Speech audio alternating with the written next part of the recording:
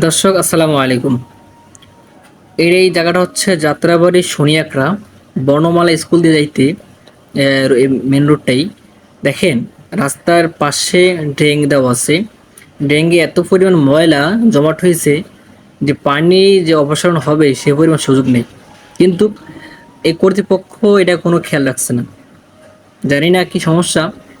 পানি যত বৃষ্টি হচ্ছে পানি যে স্থানে পানি পড়ছে ওই স্থানে পানি রয়ে যাচ্ছে, কিন্তু পানি কোনো দিকে অপসারণের জন্য বা পানি সরানোর জন্য এমন কোনো ব্যবস্থা এখনো কর্তৃপক্ষ করেনি।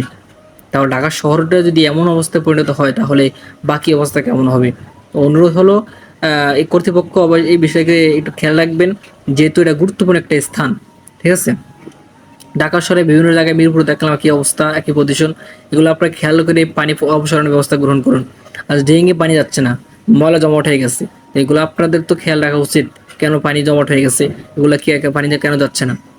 অবশ্যই কর্তৃপক্ষ এটা একটু ব্যবস্থা গ্রহণ করবেন, যেহেতু মানুষের যাতায়াতের ব্যবস্থা অনেক বেশি।